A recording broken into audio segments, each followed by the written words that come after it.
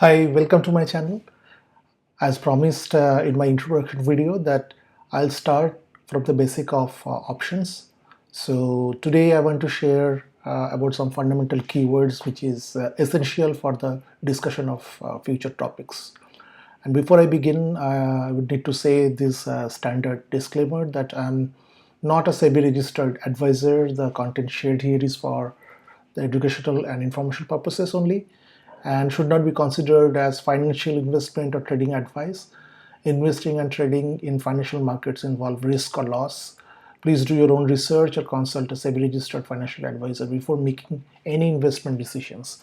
I am not responsible for any financial gain or loss that may occur based on the information shared. So before I begin, I'd like to first convey that I do not intend to earn from this channel. So I saw most of the content creators request for subscription, like press the bell icon, see the video till end for watch time credits or something maybe. But I'm not asking you to do anything like that. If you find this channel useful, it helps you, that's it. However, if the channel becomes popular by subscription or views, then YouTube shares it with larger crowd, and I'll be glad if more number of people gets benefited from whatever I'm sharing. Still, if you're not willing to subscribe, it is perfectly all right. Vis-a-vis, if you think this channel contains some information which may help your family, friends, colleagues, whoever, so please feel free to share this. Okay, so in this video we will start with some very basic concepts, and that is basically on the three fundamental things, I should say. And the first thing is the underlying and the call and put options. The second one is the spot and strike price or premium, and third is option expiry. There are lots of other things, but let us first concentrate and focus on these things. So remember, our ultimate goal is to become a profitable trader. So we'll try to reach there step by step. No rush, step by step. Hence the fundamentals are quite necessary, because as we move on, we will build upon whatever we have learned earlier. So while we will move with this journey, at any point of time, if you think you want to refresh something, please review the older videos. So as I'm not sure if you know about the underlying call and put options, so I will go quickly over it. Unfortunately, if you search in Google what is options, so it tells you that I'm just quoting it from the Google, like, in finance, options are financial contracts that give the buyer the right but not the obligation to buy or sell on underlying asset at a predetermined price, which is called strike price, on or before a specific date, which is expiry date. There are two main types of options: call options, which give the right to buy, and put options, which give the right to sell. So does it make any sense? Not much really, right? So this was my first search, and I was also scratching my head, what is this? So when then after scanning through different places, what I understood is, let me share that with an example. So let us say a financial instrument, it may be a stock, or it may be an index. Like, index is nothing but, consider that it is a composition of different stocks of different proportions, and the composition and weightage is decided by who creates the index, usually the stock exchanges. So we consider them as a basis based on which we will create other financial instruments. Since it is derived from that fundamental instrument, so the fundamental instrument are called the underlying. So whenever we are talking about the stocks or the index, so this stocks or index, they are actually the fundamental instrument, so they are called underlying. And the instruments which are derived from it, yeah, you guessed it right, they are called derivatives. So I was also curious, like, why on earth people wanted to create a secondary instrument like derivative? There is a fascinating history of that. You can search for that yourself, but let us not digress at this moment. So now the underlying at any point of time has a price. For a stock, it is a stock price. For index, it is the index price. Moving forward, we'll take this discussion with underlying as index because that is more popular, and some specific index is commonly heard as market, like say Nifty 50. Whenever we say that market is up today, so we actually mean that Nifty 50 is up, or Sensex is another index that is up. So which are very popular over there, and whenever we talk about the market, it is mostly we refer to that only. And why market? Because the market is the place where traders buy or sell goods. So we are basically narrowing our discussion to index derivative market, where the people like the traders, they actually buy or sell some derivatives instruments like future and options. But here we are purely focusing on options. Fine. So the first keyword we know is the spot price. So spot price means the current price of the underlying. And then you might be thinking that there should be a price for the derivative also, right? Yes. Derivative segment has actually two instruments, future and options. You must have heard of it, which is famously called as FNO, right?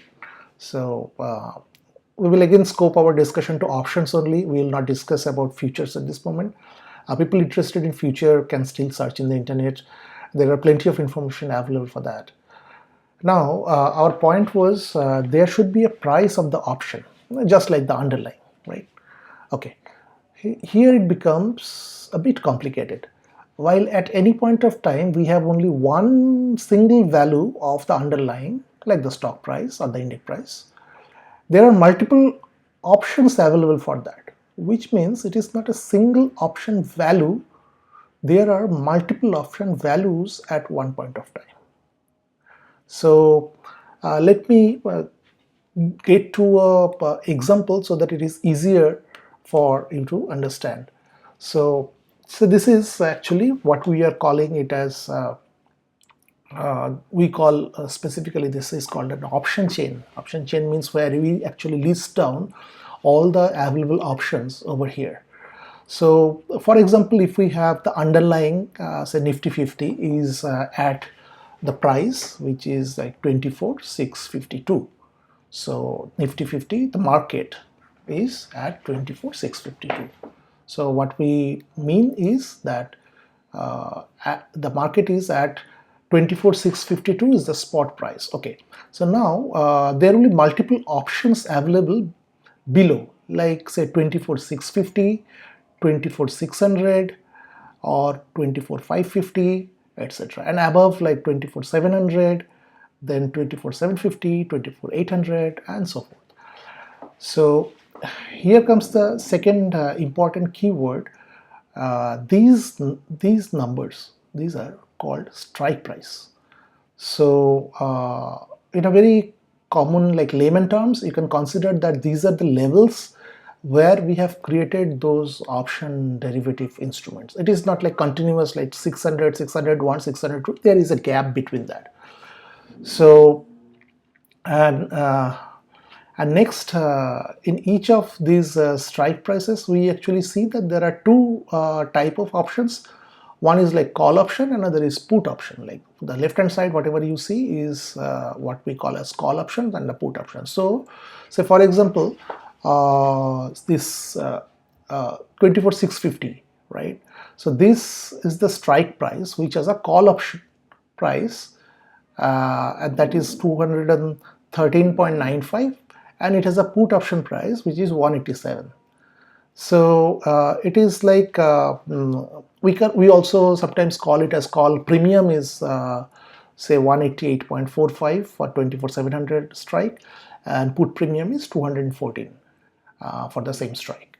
So sometimes we also often like loosely call that as the price of call or the price of put. So whenever we are saying that price of call or price of put, it is actually we mean the premium of that.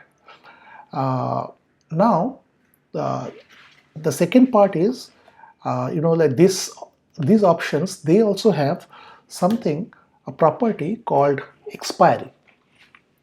So this is like expiry date of medicine, which is printed on the medicine, like tablet strip. So after that date, it is no longer valid. If you take that medicine, it will not be effective, or you might have an adverse effect. So after that date, it is no longer valid for this context. It means that it is what is not valid. So whenever we are coming into that, it becomes like whenever I am using the word valid here, it comes with a related concept of a contract. So you can consider that the option is nothing but a contract which is valid up to a date, which is called the expiry, the option expiry of the option contract. So this is the next important keyword. Now we are very close to decipher what does that confusing definition of the option, like earlier we said, that mean. So as we told that it is a contract, so the contract simply defines either you can buy or sell the underlying asset at a specific price, which is defined as the strike price. We saw the strike price earlier, right? So those 650, 700 and all those. So now the second part, which is more complicated, that is right but no obligation. If you remember, like it was said that buyers have the right but no obligations and all those stuff. So remember the keyword we discussed as premium. So now we will link all these keywords we learned so far. So this means, like, if you are an option buyer, you have the right to purchase the underlying at a fixed price, which is the strike price, by paying a premium before expiry of the contract. So if I go back to the previous this one slide, so if you can link it over here, so whenever we are saying that we have the right to purchase the underlying, I told that underlying maybe at 24,663 or something, but we see the strike prices are something like 650, 600 and all. So we have the right to purchase the underlying as a buyer at a fixed price, which is called the strike price, by paying a premium, which is this value, this amount, for 200, 650, the premium is 213.95. So by paying the premium before the expiry of the contract. Why before? Because after the expiry, this is not valid. This prices and everything, nothing is valid. Whatever you see on the left hand side, whatever you see on the right hand side, is not valid. So you have to buy that. Remember, you have to buy that before expiry. So it is before expiry you have to purchase or sell that particular contract. So now why the right? Like I mentioned that it is like you have the right to purchase. Now why it is right? Why not like I can purchase, right? So here I was also stuck. It is because when you are on a derivative instrument, you do not purchase the actual stock or index which is creating the underlying. You are just having the right to trade a certain price, not own it. Remember, you have the right to trade at a certain price and not own it. So you cannot use the word you can purchase the underlying. We need to say that you have right to purchase the underlying. So I understand it is not an easy concept to grasp initially. If required, you can go back earlier in this video to make yourself clear for whatever you have discussed. So similarly, for the option seller, you have the right to sell the underlying at a fixed price, which is like strike price, by receiving a premium before the expiry. So the difference is, whenever you are a buyer, so you actually pay the premium. Whenever you are a seller, you receive the premium. So and next part I want to keep relatively simple, like the call option price, this call premium, so this actually increases with the increase of the underlying, and put option price increases with the decrease of the underlying. So that means if the underlying increases, so call premium price will increase and put premium price will decrease. And if the underlying decreases, then the put premium price will increase and the call premium price will decrease.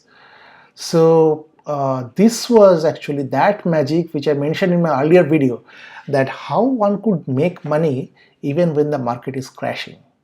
So if you are buying a put option, then if the market is crashing, you will make money. And similarly, the other side is like if you sell a call option, you are again going to make money if the market is crashing. So simply saying, if you are buying a call option, if the underlying goes up, you make money. If you are buying a put option, if the underlying goes down, you make money. Now a natural question will come to your mind, that who is paying the money when you are making the money by option buying, right? The answer is the option seller. And remember, if you lose money, like you bought a call option and the market went down, so it went against you. So who is going to gain the money? Yes, of course, the option seller. So it is the money which is in the trade has to go either to the option buyer or the option seller by the expiry of the contract. So it is not like it will float around. It is something will go to the either side. So either you lose, or like as an option buyer you lose, or as an option seller you lose, and the other party is going to gain on that, and the vice versa. So anyway, I think it might be a little too heavy discussion today on theory. But believe me that these are the basic building blocks on which, which is required for our foundation. So I tried to explain it in simple form as much as I could. It is not a very simple thing. It is really complicated, and if the people who knows the options and future, so they will say that it is I made it too simple, which it is actually not.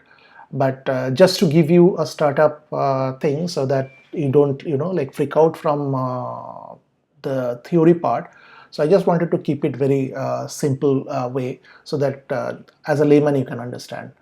So hope you have enjoyed the video and it might have helped you to understand some core keywords of the options. I'd really love to know if any part you felt to be unclear, or you want any part to be detailed more, because YouTube is not interactive. I am blind on whatever I told so far, if it made any sense. But please let me know if something is confusing or not clear. In that case, I'll try to get that clarified in my upcoming video. And lastly, thank you very much for your patience to stay till the end of the video.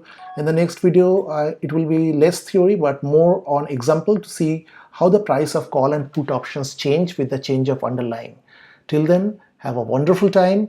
Goodbye.